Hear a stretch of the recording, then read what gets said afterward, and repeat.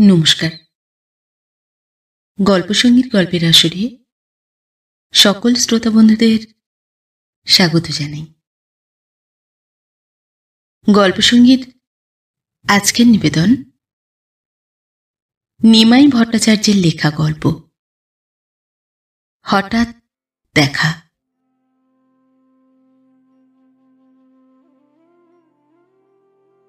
এভাবে হঠাৎ মেয়ের বিয়ে দিতে হবে তা সিদ্ধার্থ বা সোহিনী স্বপ্নেও ভাবতে পারেননি। একমাত্র সন্তান বিয়ের পর সংসার করার জন্য বড়দায় চলে যাবার পর ওরা দুজনেই নীরবে এক বিচিত্র নিঃসঙ্গতার জ্বালা সহ্য করেন। তারপর আস্তে আস্তে আবার অনেকটা স্বাভাবিক হন। সিদ্ধার্থ ফ্যাক্টরি থেকে ফিরে ফ্ল্যাটে পা দিয়েই সোহিনীকে চিঠি পড়তে দেখে একটু হেসে জিজ্ঞেস করেন, সায়ন্তনীর চিঠি এসেছে? উনি প্রায় না থেমেই ডান হাত এগিয়ে দিয়ে বলেন, দেখি দেখি। সোহিনী গম্ভীর হয়ে বলেন, এটা ওর পুরনো চিঠি। ও। সিদ্ধার্থ একটু হতাশ হয়েই নিজের ঘরের দিকে এগিয়ে যান। সোহিনী মুখ না তুলেই একটু গলা চড়িয়ে বলেন, শ্রীধর, সাহেবকে চা দাও। কিচেনের ভেতর থেকেই শ্রীধর জবাব দেয়, দিচ্ছি মেম সাহেব। চা সিগারেট খেয়ে সিদ্ধার্থ বাথরুমে যান, স্নান করেন। তারপর পায়জামা পাঞ্জাবি পরে আবার ড্রয়িং রুমে পা দিয়েই থমকে দাঁড়ান। জিজ্ঞেস করেন, কি হলো সোহিনী, কি এত চিন্তা করছো? সোহিনী আপন মনেই একটু হেসে বলেন, ভাবছি কিভাবে মেয়েটার বিয়ে হয়ে গেল। সিদ্ধার্থ একটু হেসে আস্তে আস্তে এগিয়ে এসে ওর উল্টো দিকে সোফায় বসে বলেন, সত্যি কি আশ্চর্যভাবে মেয়েটার বিয়ে হয়ে গেল, তা ভাবলে অবাক হয়ে যাই। উনি মুহূর্তের জন্য থেমে বলেন, সায়ন্তনীকে দেখে আমার কত বন্ধু বান্ধব আর সহকর্মী যে ভাই ভাইপো বা ছেলের সঙ্গে বিয়ে দিতে চেয়েছে তার ঠিক ঠিকানা নেই। জানি, কিন্তু আমি সবাইকে সাফ বলে দিয়েছি, মেয়ে এমএ পাশ করুক, তারপর চিন্তা করে দেখব কবে ওর বিয়ে দেওয়া যায়। শ্রীধর ট্রলি ট্রেতে হুইস্কির বোতল, আইস বক্স, ঠান্ডা জলের বোতল, গ্লাস আর এক প্লেট চিজ পকোড়া এনে সেন্টার টেবিলে সব সাজিয়ে রেখে চলে যায়।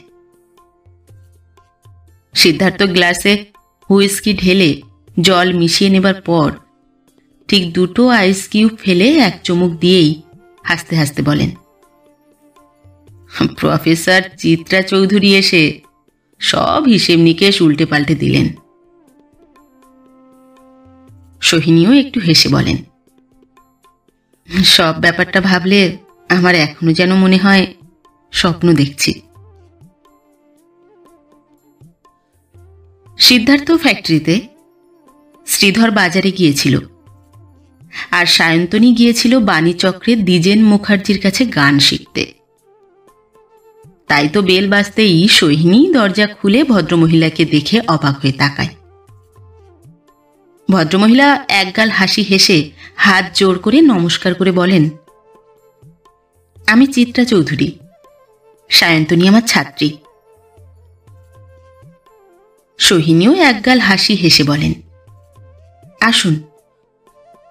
মেয়ের কাছে আপনার প্রশংসা শুনি না এমন দিন যায় না। ঘরের মধ্যে পা দিয়েই মিসেস চৌধুরী বলেন, প্রশংসা করার তো কারণ দেখি না, তবে হ্যাঁ, আপনার মেয়েকে আমি একটু বেশি পছন্দ করি। মিসেস চৌধুরীর সোফায় বসতেই সোহিনী জিজ্ঞেস করেন, কি খাবেন বলুন, ঠান্ডা নাকি গরম? উনি একটু হেসে বলেন, আমার কথা শুনলে হয়তো আপনি আমাকে সন্দেশ রসগোল্লাও খাওয়াতে পারেন, আবার বাড়ি থেকে তাড়িয়েও দিতে পারেন। প্লিজ ও কথা বলবেন না।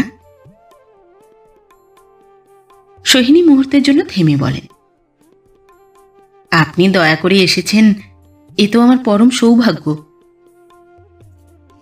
মিসেস চৌধুরী বলেন, ওসব কথা থাক, আমি কিন্তু এসেছি অনেক আশা নিয়ে। যদি দয়া করে আমার অনুরোধ রাখেন।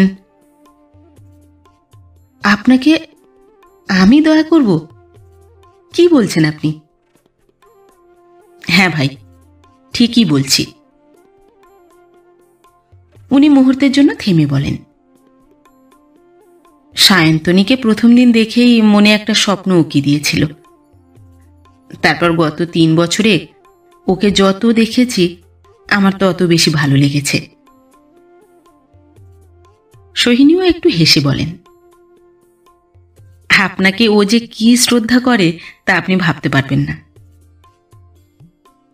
মিসেস চৌধুরী হাসতে হাসতে বলেন, আসল ব্যাপার হচ্ছে আমরা দুজনেই দুজনকে ভালোবাসি। ঠিক এই সময় শ্রীধর বাজার থেকে ফিরতেই সোহিনী বললেন, ইনি সায়ন্তনী প্রফেসর, শিগগির চাটা দাও। চাটা খেতে খেতেই মিসেস চৌধুরী বলেন, আপনি অনুমতি দিলে একটা কথা বলতাম। হ্যাঁ হ্যাঁ বলুন, এত দ্বিধা করছেন কেন? মিসেস চৌধুরী আস্তে আস্তে শুরু করেন, আমার বাবা রিপন কলেজে ইংরেজির অধ্যাপক ছিলেন, আবার ক্যালকাটা ইউনিভার্সিটিতেও লেকচারার ছিলেন। ঠিক 10 বছর হলো বাবা মারা গিয়েছেন। মা বেঁচে আছেন? না না, মা অনেকদিন আগেই মারা গিয়েছেন। উনি চায়ের কাপে শেষ চুমুক দিয়ে বলেন, আমরা 3 ভাই বোন। সবচাইতে বড় হচ্ছেন দাদা, তারপর আমি আর আমার ছোট ভাই। সোহিনী কোনো প্রশ্ন না করে ওর কথা শুনে যান। দাদা ব্যাঙ্গালোর থাকেন। উনি কি করেন? ইন্ডিয়ান ইনস্টিটিউট অফ সায়েন্সের সিনিয়র সায়েন্টিফিক অফিসার, আর বৌদি একটা কলেজে পল সায়েন্সের লেকচারার। ওদের ছেলে মেয়েরা কত বড়? ওদের 2টি মেয়ে। বড় মেয়েটি আহমেদাবাদ ন্যাশনাল ইনস্টিটিউট অফ ডিজাইনে এই বছরই ভর্তি হয়েছে, আর ছোট মেয়ে 9-এ পড়ছে। সোহিনী বলেন, আমার এক বন্ধুর ছেলেও NIT-তে গত বছরই ভর্তি হয়েছে, কিন্তু সায়ন্তনীর এক বন্ধু পরপর 2 বছর পরীক্ষা দিয়েও ভর্তি হতে পারল না। ওখানে ভর্তি হওয়া সত্যি খুব কঠিন, তবে একবার ওখানে ঢুকতে পারলে ছেলে মেয়েদের ভবিষ্যৎ নিয়ে আর চিন্তা করতে হয় না। হ্যাঁ জানি। সোহিনী মুহূর্তের জন্য থেমে একটু হেসে জিজ্ঞেস করেন, আপনার স্বামীও কি অধ্যাপনা করেন? মিসেস চৌধুরী একটু হেসে বলেন, না না, ও ইন্ডিয়ান এয়ারলাইন্সের ফাইন্যান্স ম্যানেজার। ছেলেমেয়েরা কত বড়? আমার 2টি ছেলে, বড়টি 10 বছরের আর ছোটটি 9 বছরের। আপনার ছোট ভাই কি করেন? প্রশ্নটা শুনেই মিসেস চৌধুরীর মুখখানা উজ্জ্বল হয়ে ওঠে। বলেন, ওর কথা বলতেই তো আপনার কাছে এসেছি। সোহিনী কৌতূহলী দৃষ্টিতে ওর দিকে তাকাতেই উনি বলেন, আমার ছোট ভাই কেমিক্যাল ইঞ্জিনিয়ারিংয়ে মাস্টার্স করে মাস 6 আগেই ইন্ডিয়ান পেট্রোকেমিক্যালসে জয়েন করেছে। সোহিনী একগাল হাসি হেসে বলেন, তার মানে সে তো দারুণ ছেলে। হ্যাঁ, আমার ছোট ভাই সত্যি অসম্ভব ভালো। উনি মুহূর্তের জন্য থেমে বলেন, মাস্টার্সেও অসম্ভব ভালো রেজাল্ট করেছিল বলে MIT ওকে রেখে দেওয়ার জন্য খুব ভালো অফার দিয়েছিল, কিন্তু ছোট মামা ওকে দেশে পাঠিয়ে দিলেন। আপনার ছোট মামাও কি আমেরিকায় থাকেন? উনি হার্ভার্ড স্কুল অব ম্যানেজমেন্টে আছেন বহুদিন ধরে। ওর জন্যই তো আমার ছোট ভাই এত বছর ধরে আমেরিকায় পড়াশুনো করতে পারল। মিসেস চৌধুরী প্রায় এক নিঃশ্বাসেই বলেন, আমার এই ছোট মামা তো আমাকেও ওখানে নিয়ে যাবার সব ব্যবস্থা করেছিলেন, কিন্তু ঠিক সেই সময় আমার ছেলে হলো বলে আমি আর গেলাম না। ও। মিসেস চৌধুরী ব্যাগ থেকে একটা ফটো বের করে ওর হাতে দিয়ে বললেন, এই দেখুন আমার ছোট ভাইয়ের ছবি।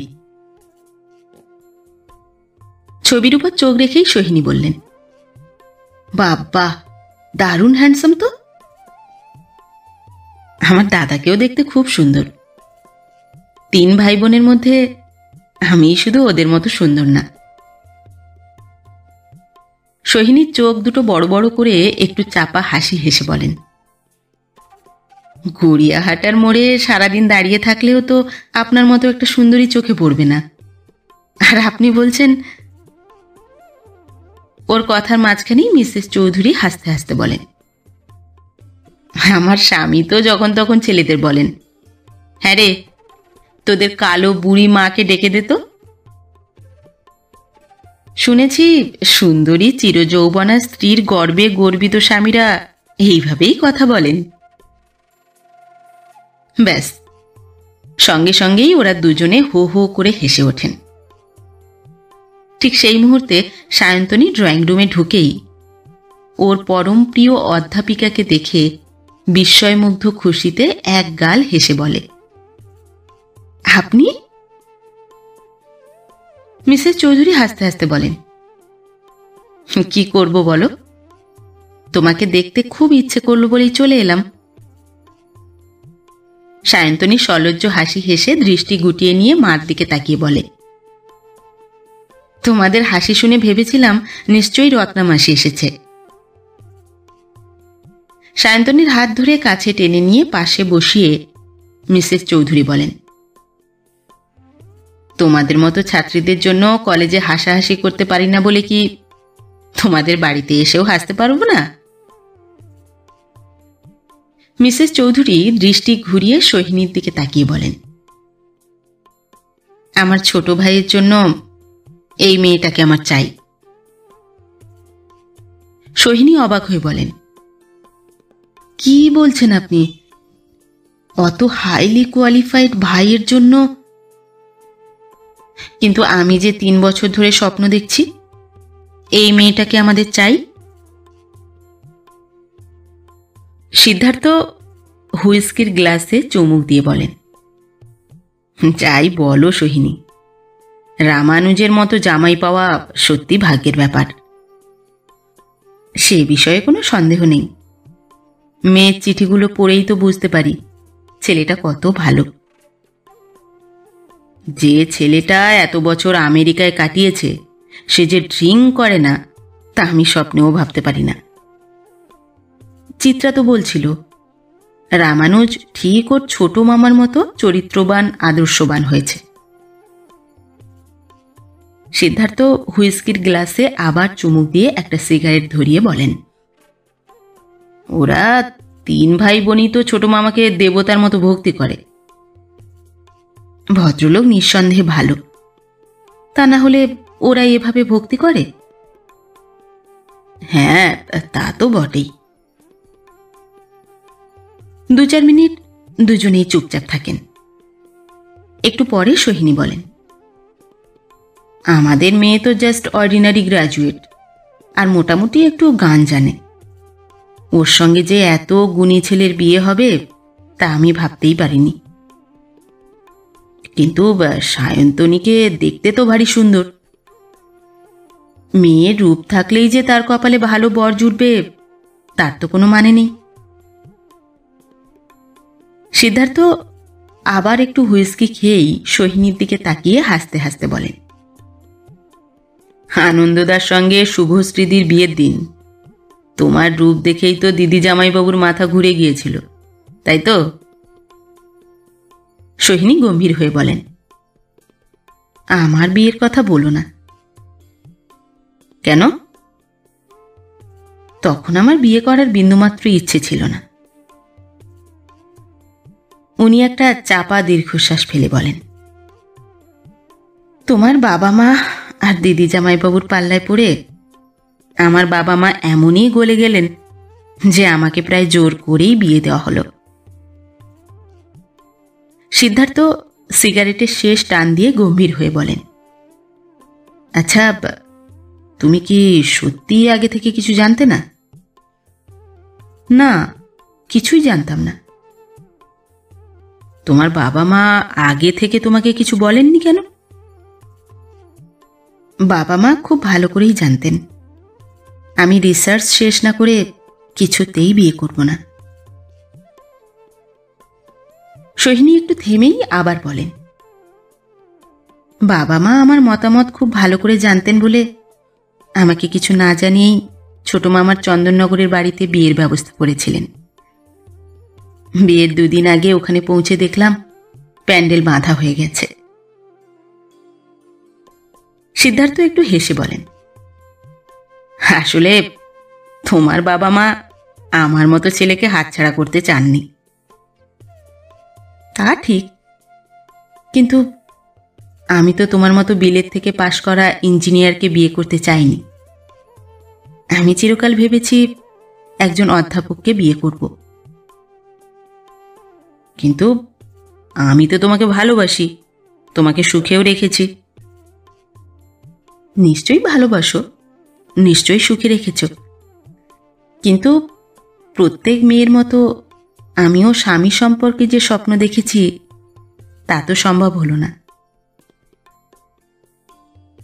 হুইস্কির গ্লাসে শেষ চুমুক দিয়ে সিদ্ধার্থ একটু হেসে বলেন, কলেজ ইউনিভার্সিটিতে পড়ার সময় সব ছেলেমেয়েরাই অনেক অবাস্তব স্বপ্ন দেখে। বাস্তব জীবনে ওসব স্বপ্নের কোনো দামই নেই। সোহিনী একটা চাপা দীর্ঘ নিঃশ্বাস ফেলে একটু ম্লান হাসি হেসে বলেন, যাকগে, ওসব আলোচনা বাদ দাও। এখন তুমিও আমাকে ফেলতে পারবে না, আমি তোমাকে ছাড়তে পারবো না। এইভাবেই দিনের পর দিন কেটে যায়, ঘুরে যায় মাসের পর মাস। গ্রীষ্ম বর্ষার পর আসে শরৎ। এরই মধ্যে সায়ন্তনীর চিঠি এলে আনন্দে খুশিতে ফেটে পড়েন ওরা দুজনে। সিদ্ধার্থ ড্রয়িং রুমে পা দিয়েই জিজ্ঞেস করেন, letter from my beloved daughter. Sohini মুহূর্তের জন্য ওর দিকে তাকিয়ে হাসতে হাসতে বলেন, yes, letter from my beloved daughter. Siddhartha সামনের সোফায় বসে জুতো মোজা খুলতে খুলতে চাপা হাসি হেসে বলেন, তোমার প্রিয় মেয়ের চিঠি একটু পড়ে শোনাবে নাকি? হ্যাঁ, শোনো। সোহিনী সঙ্গে সঙ্গেই শুরু করেন, শ্রদ্ধেয়া মা, তোমরা যখন হঠাৎ আমার বিয়ে দিলে তখন মনে মনে একটু ভয়ই পেয়েছিলাম। সত্যি কথা বলতে কি, বিয়ে করার মতো আমার মানসিক প্রস্তুতি ছিল না। তাছাড়া তখন আমার বয়সই বা কত। তাই তো অনেক শঙ্কা আশঙ্কা নিয়েই বিবাহিত জীবন শুরু করেছিলাম। নিজের মনেই নিজেকে বারবার প্রশ্ন করেছি, পারবো কি স্বামীকে সুখী করতে? স্বামী কি আমাকে সুখে শান্তিতে রাখবে? আমার দ্বারা কি সাংসারিক সামাজিক দায় দায়িত্ব পালন করা সম্ভব হবে? আরও কত অসংখ্য প্রশ্ন প্রতি মুহূর্তে আমার মনের মধ্যে উঁকি দিয়েছে। তারপর দেখতে দেখতে প্রায় 1 বছর কেটে গেল। সামনের 12ই আমাদের বিয়ের 1 বছর পূর্ণ হবে। প্রথম বিবাহ বার্ষিকীর ঠিক আগে আজ আমি মুক্ত কণ্ঠে স্বীকার করব, আমাদের বিবাহিত জীবন সত্যিই সুখের ও আনন্দের হয়েছে। বলতে দ্বিধা নেই, আমি আমার স্বামীর জন্য যথেষ্ট গর্বিত। আমাকে নিয়েও তার খুশির সীমা নেই। শুধু তাই না, দাদা বোম্বে এলেই আমাদের সঙ্গে 2 দিন কাটাবার পরই উনি মেয়েকে দেখতে আহমেদাবাদ যান। কখনো কখনো আমরাও দাদার সঙ্গে চলে যাই। ওই দিনগুলো যে আমাদের কি আনন্দে কাটে তার লেখার ক্ষমতা আমার নেই। শুধু বলবো, দাদা বোধহয় তার প্রাণপ্রিয় ছোট ভাইয়ের চাইতে আমাকেই বেশি স্নেহ করেন। দাদাকে আমি ঠিক তোমাদের মতোই শ্রদ্ধা করি। এই 11 মাসের মধ্যে দিদি আসতে না পারলেও এরই মধ্যে আমাকে 2টো সুন্দর ব্যাঙ্গালোর সিল্কের শাড়ি পাঠিয়েছেন। প্রায় প্রতি সপ্তাহেই দিদি আমাকে চিঠি লেখেন। যদি তোমাদের জামাই ছুটি পায় তাহলে ডিসেম্বরের শেষে আমরা ব্যাঙ্গালোর যাব। দিদি জামাইবাবুর 2 লাইনের চিঠি পেলাম। কি লিখেছেন জানো? লিখেছেন, my dear darling Sayantani, Chitra কলেজে মাস্টারি করে যে আয় করছে তার 12 আনাই ব্যয় করছে তোমাকে টেলিফোন করার জন্য। আজকাল আমাকে 1 প্যাকেট সিগারেটও প্রেজেন্ট করে না। This is for your information, your beloved জামাইবাবু। এই কলাইন শুনেই সিদ্ধার্থ হো হো করে হেসে ওঠে। সোহিনী বলেন, এবার চিঠির আসল অংশটা পড়ছি। হ্যাঁ হ্যাঁ, পড়ো। উনি এবার চিঠির শেষ অংশ পড়তে শুরু করেন। আমাদের দুজনের শুধু ইচ্ছা নয়, আমাদের দুজনের দাবি। আগামী 12ই আমাদের প্রথম বিবাহ বার্ষিকীর দিন তোমাদের দুজনকে এখানে আসতেই হবে। তোমাদের কোনো ওজর আপত্তি আমরা শুনব না। আর হ্যাঁ, ছোট মামা আমাদের বিয়ের সময় আসতে পারেননি বলে আগামী 9 বা 10 তারিখে এখানে আসছেন। হঠাৎ সিদ্ধার্থকে মাথায় হাত দিয়ে বসে থাকতে দেখেই সোহিনী জিজ্ঞেস করেন, কি হলো, মাথায় হাত দিয়ে বসলে কেন? মাথা ধরেছে? সিদ্ধার্থ আস্তে আস্তে মাথা নাড়তে নাড়তে একটা চাপা দীর্ঘশ্বাস ফেলে বলেন, আমি তো যেতে পারবো না। কেন? তোমার তো অনেক ছুটি পাওনা আছে। উনি অত্যন্ত হতাশার সঙ্গে বলেন, দুবাইতে আমরা যে মেশিনটা পাঠিয়েছি তার ট্রায়াল শুরু হবে 10 তারিখ। ওই ট্রায়ালের জন্য এখান থেকে যে 3 জন ইঞ্জিনিয়ারকে যেতে হবে তার মধ্যে আমি একজন। ইস, কি কাণ্ড! সোহিনী মুহূর্তের জন্য থেমে জিজ্ঞেস করেন, এ খবর তুমি কবে জানতে পারলে? দুবাই থেকে কালই ট্রায়ালের দিন জানিয়েছে। চিফ ইঞ্জিনিয়ার আজই আমাদের 3 জনকে অফিসিয়ালি জানালেন। তোমাদের কবে রওনা হতে হবে? 8 তারিখের মধ্যে আমাদের ওখানে পৌঁছতে হবে। ফিরবে কবে? ট্রায়াল সাকসেসফুল হলে 7-10 দিন পরেই ফিরতে পারবো মনে হয়। যদি কোনো প্রবলেম দেখা দেয় তাহলে আরও বেশি থাকতে হবে। সিদ্ধার্থ একটু ম্লান হাসি হেসে বলেন, 12 তারিখে ওদের কাছে থাকতে পারবো না ভেবে সত্যি খুব খারাপ লাগছে। তবে ফেরার পথে নিশ্চয়ই ওদের ওখানে যাব। তাহলে আমি তোমার সঙ্গেই ফিরব। হ্যাঁ হ্যাঁ, তুমি ওখানেই থেকো, তারপর আমরা একসঙ্গে ফিরব। সেদিন রাত্রে খেতে বসে সিদ্ধার্থ বললেন, সোহিনী, তুমি প্লেনেই যেও। না না, প্লেনে যাব না, ট্রেনেই যাব। একলা একলা এত লং জার্নি করা খুব বোরিং হবে। না না, বোরিং হবে না, সঙ্গে 2-4টে বই থাকলে সময় বেশ কেটে যাবে। সোহিনী একটু থেমেই জিজ্ঞেস করেন, এখান থেকে তোমরা কবে রওনা হবে? বোধহয় 6 তারিখ। তাহলে ওই দিনই আমিও রওনা হব। সেদিন রওনা হলে আমি তো তোমাকে ট্রেনেও চড়িয়ে দিতে পারবো না। তুমি তার 2-1 দিন আগেই রওনা হবে। ঠিক আছে, তোমার যা ভালো মনে হয় তাই করো। পরের দিন অফিস থেকে ফিরেই সিদ্ধার্থ বললেন, সোহিনী, তোমার টিকিট হয়ে গেছে। কোন ট্রেনের টিকিট কাটলে? তুমি 5 এখান থেকে গীতাঞ্জলিতে যাবে। পরের দিন রাত্রে বোম্বে পৌঁছে আমাদের গেস্ট হাউসে থাকবে। তারপর দিন ভোরে গুজরাট এক্সপ্রেসে রওনা হয়ে 12:30টায় বরোদা পৌঁছে যাবে। উনি মুহূর্তের জন্য থেমে বলেন, যোশী তোমাকে রিসিভ করে গেস্ট হাউসে পৌঁছে দেবে। উনি আবার পরদিন ভোরে তোমাকে গুজরাট এক্সপ্রেসে চড়িয়ে দেবেন।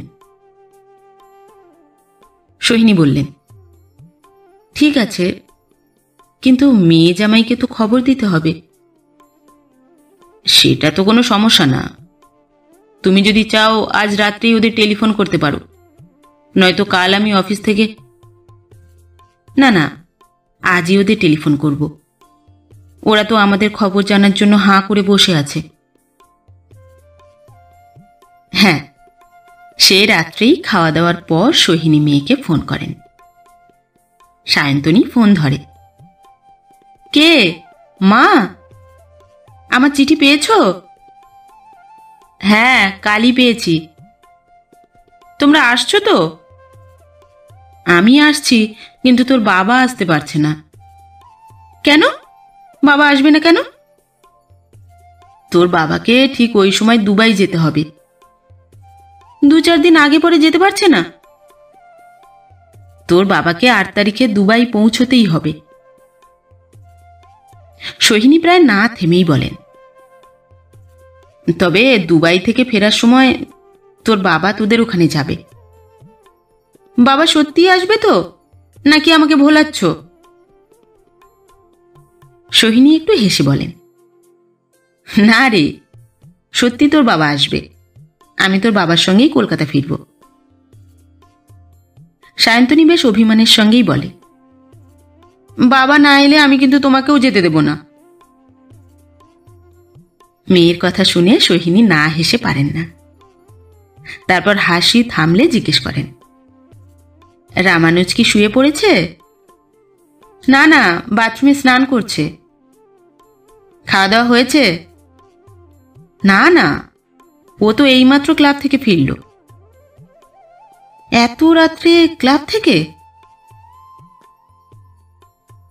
মাকে কথাটা শেষ করতে না দিয়েই সায়ন্তনী বলে, টেনিসের কম্পিটিশন চলছে তো, কোনোদিনই 10টা সাড়ে 10টার আগে খেলা শেষ হয় না। সোহিনী এবার জিজ্ঞেস করেন, তোদের আর কি খবর?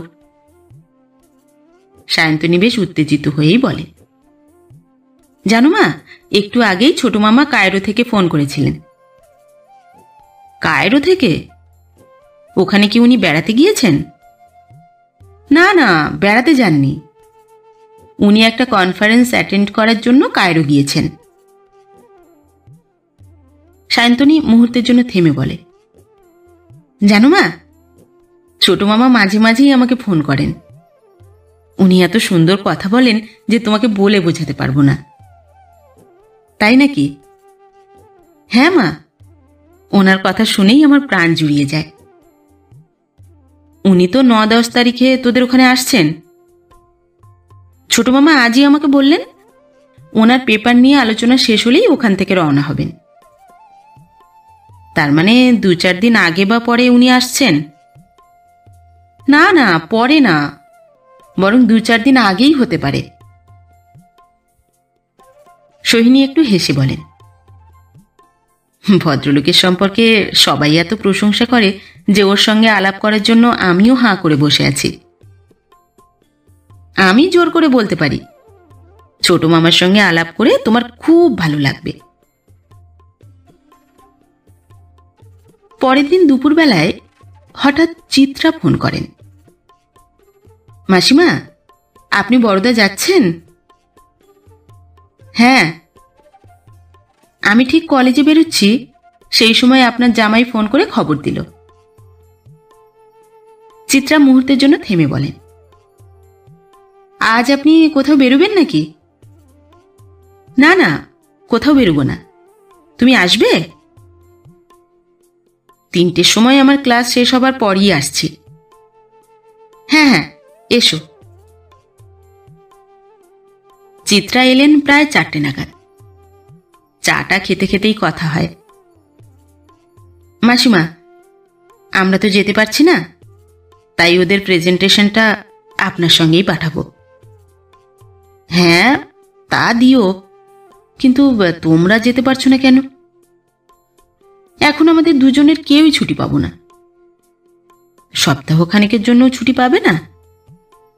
না মাসিমা, অসম্ভব। অনার্সের মেয়েদের এখনো কিছু কোর্স বাকি আছে। যেভাবেই হোক মাস দেড়েকের মধ্যে ওদের কোর্স কমপ্লিট করতেই হবে। তারপর এ কথা সে কথার পর চিত্রা বলেন, তবে ছোট মামার সঙ্গে আলাপ করে খুব আনন্দ পাবেন।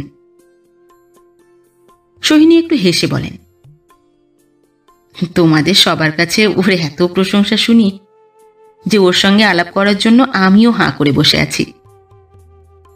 বিশ্বাস করুন মাসিমা, নিজের ছোট মামা বলে বলছি না, আজকালকার দিনে ওর মতো মানুষ সত্যি দুর্লভ। চিত্রা মুহূর্তের জন্য থেমে বলেন, উনি এত বড় পণ্ডিত, বছরে লাখ লাখ টাকা আয় করেন, এত বছর ধরে আমেরিকায় আছেন, অথচ ওর মতো সহজ সরল প্রাণবন্ত সাদাসিধে বাঙালি এই কলকাতা শহরেও বিশেষ দেখা যায় না। উনি না থেমেই বেশ গম্ভীর হয়েই বলেন, তবে ছোট মামার জন্য আমরা সবাই খুব চিন্তিত। কেন? বছর 4 আগে ছোট মামার বাইপাস সার্জারি হয়েছে, তারপর একলা একলা থাকেন, তাই। সোহিনী অবাক হয়ে বলেন, আমার মেয়ে জামাই তো এ খবর কোনোদিন জানায়নি। ছোট মামাই চান না ওর অসুখের খবর জানিয়ে কাউকে বিব্রত করা হোক, তাই বোধহয় আমার ভাই আপনাদের কিছু বলেনি। যার বাইপাস সার্জারি হয়েছে তার তো কখনই একলা থাকা উচিত না। কিন্তু কি করা যাবে বলুন, উনি তো কিছুতেই বিয়ে করলেন না। বিয়ে করলেন না কেন? সোহিনী একবার নিঃশ্বাস নিয়েই আবার বলেন, ছেলে মেয়েরা বড় হয়ে গেলে মা বাবার কাছে না থাকতে পারে, কিন্তু বিয়ে করলে ওর স্ত্রী তো ওর দেখাশুনো করতে পারতেন। এসব কথা আমরাও জানি, উনিও জানেন, কিন্তু উনি বিয়ে না করলে আমরা কি করতে পারি? কিন্তু বিয়ে করলেন না কেন? চিত্রা এবার একটু হেসে বলেন, ঠিক জানি না, তবে ছোট মামার এক ঘনিষ্ঠ বন্ধুর কাছে শুনেছি উনি ওরই এক সহপাঠীকে ভালোবাসতেন, কিন্তু ওই ভদ্রমহিলা অন্য একজনকে বিয়ে করেন বলেই দুঃখে ও অভিমানে ছোট মামা সারা জীবনে বিয়েই করলেন না। সোহিনীও একটু হেসে বলেন, এই ধরনের ঘটনা তো আকছাড় ঘটে, কিন্তু তাই বলে কি সাধু সন্ন্যাসী হয়ে জীবন কাটাতে হবে?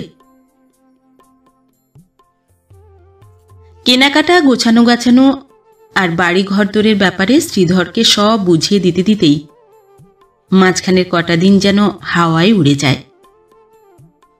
তারপর সিদ্ধার্থ ওকে চড়িয়ে দেন গীতাঞ্জলিতে। ট্রেন ছাড়ার আগে সোহিনী বলেন, যদি পারো দুবাইতে পৌঁছে বড়দায় একটা ফোন করো। হ্যাঁ, করব। কবে তুমি বড়দায় পৌঁছবে তাও জানিয়ে দিও। হ্যাঁ হ্যাঁ, নিশ্চয়ই জানাবো।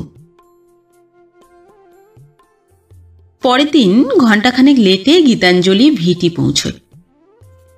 মিস্টার যোশী হাসি মুখে অভ্যর্থনা করে সোহিনীকে গেস্ট হাউসে পৌঁছে দিয়েই বলেন, ভাবিজি, please get ready before 5. We must leave for station at 5. হ্যাঁ, যথানির্দিষ্ট 6:45 গুজরাট এক্সপ্রেসে সোহিনী বরোদা রওনা হন। অনেকদিন পর মেয়ে জামাইকে কাছে পাওয়ার আনন্দে উত্তেজনায় কখন যে সুরাট ভারুচ পার হয়ে যায় তা যেন উনি খেয়ালই করেন না। বরোদা সোহিনী এক মুহূর্ত দেরি না করে নিজেই সুটকেস হাতে করে প্ল্যাটফর্মে পা দিতে না দিতেই সায়ন্তনী ছুটে এসে জড়িয়ে ধরে, প্রণাম করে। রামানুজও ছুটে এসে প্রণাম করে। সোহিনী দুহাত দিয়ে দুজনকে একসঙ্গে বুকের মধ্যে জড়িয়ে ধরেন, আদর করেন।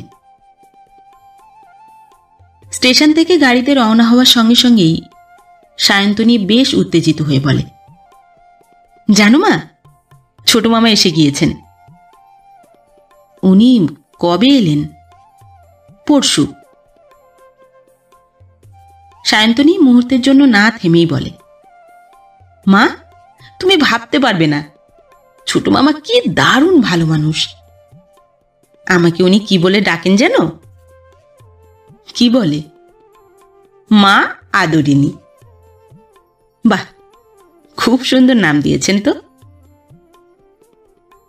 সায়ন্তনী হাসতে হাসতে বলে, ছোট মামা একটা বদ্ধ পাগল। উনি আমার জন্য একটা সুটকেস কিনে সেটা ভর্তি করে শুধু আমারই জন্য কত কি এনেছেন। তাই নাকি? হ্যাঁ। রামানুজের জন্য কিছু আনেননি? ওর জন্য খুব সুন্দর একটা স্যুট আর দুটো পুলওভার এনেছেন। 2-1 মিনিট চুপ করে থাকার পরই সায়ন্তনী আবার হাসতে হাসতে বলে, জানো মা, ছোট মামা কাল রান্না করে খাওয়ালেন। উনি কি সুন্দর রান্না করেন তাও তুমি ভাবতে পারবে না। সোহিনী একটু হেসে বলেন, বেশি দিন বিদেশে থাকলে রান্না করা শিখতেই হয়। কথায় কথায় রাস্তা ফুরিয়ে আসে। আইপিসিএল কমপ্লেক্সে গাড়ি ঢোকে। স্টাফ কোয়ার্টারগুলো বাঁ দিকে রেখে গাড়ি ডান দিকে ঢুকতেই রামানুজ বলে, মা, এই হচ্ছে আমাদের কলোনি। সোহিনী একবার চারদিকে দৃষ্টি ঘুরিয়ে নিয়েই বলেন, বাহ, খুব সুন্দর কলোনি তো। সায়ন্তনী সঙ্গে সঙ্গে বলে, হ্যাঁ মা, আমাদের কলোনিটা রিয়েলি খুব সুন্দর। গাড়িটা হঠাৎ থামতেই সায়ন্তনী ওর মার হাত ধরে আলতো করে একটু টান দিয়েই বলে, এসো এসো, এই আমাদের কোয়ার্টার। ও রামানুজকে বলে, তুমি মার সুটকেসটা নিয়ে এসো। লনে পা দিয়েই সায়ন্তনী একটু গলা চড়িয়ে বলে, ছোট মামা, শিগগির দরজা খুলুন, মা এসে গিয়েছেন। ভিতর থেকে কণ্ঠস্বর ভেসে আসে, আসছি মা আদরিনী। রামানুজ সুটকেস নিয়ে পাশে এসে দাঁড়াতে না দাঁড়াতেই ওর ছোট মামা দরজা খুলেই সোহিনীকে দেখে অবাক হয়ে যান। ওকে দেখে সোহিনীও বিস্মিত। কয়েকটা সোনাঝরা মুহূর্তের জন্য দুজনেই দুজনকে মুগ্ধ বিমুগ্ধ দৃষ্টিতে দেখেন। তারপরেই রামানুজের ছোট মামা হাসতে হাসতে বলেন, আরে সোহিনী, তুমি? সোহিনীও হাসতে হাসতে বলেন, শান্তনু, তুমি রামানুজের ছোট মামা? বিস্মিত রামানুজ আর সায়ন্তনীর দিকে তাকিয়ে উনি চাপা হাসি হেসে বলেন, আমরা দুজনে একসঙ্গে বিএ আর এমএ পড়েছি। রামানুজ আর সায়ন্তনী আনন্দে খুশিতে হো হো করে হেসে ওঠে। দুজনেই প্রায় একসঙ্গে বলে, my God, what a pleasant surprise. একটু পরে চারজনে মিলে কফি খেতে বসার সঙ্গে সঙ্গেই শান্তনু সোহিনীর দিকে তাকিয়ে বলেন, আমারই ভুল হয়েছে, আমারই বোঝা উচিত ছিল আমার মা আদরিনী শুধু তোমার পেটেই জন্মাতে পারে। রামানুজ কফির কাপে চুমুক দিয়েই চাপা হাসি হেসে বলে, ছোট মামা, you really think so? Of course. Shantanu মুহূর্তের জন্য থেমে বলেন, তোর শাশুড়ি কি অসাধারণ ভালো মেয়ে তা আমি জানি বলেই।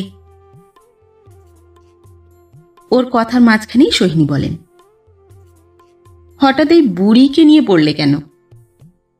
আমি যে কত ভালো বা মন্দ তা কি আমার মেয়ে জামাই জানে না?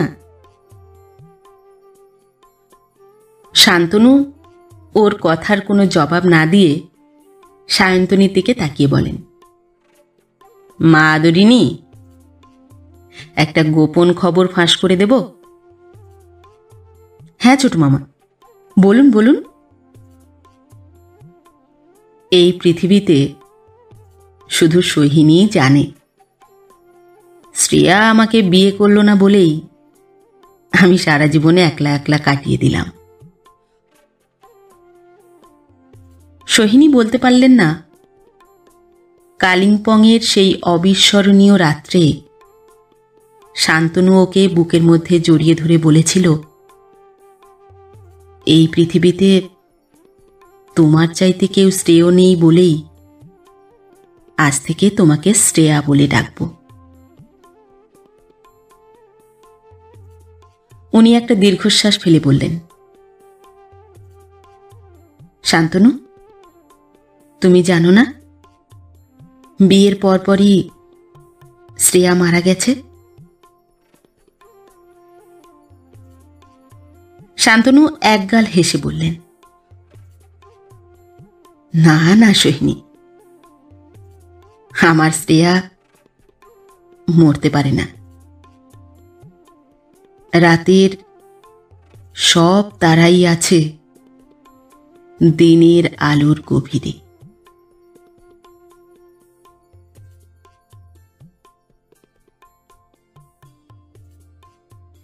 নমস্কার।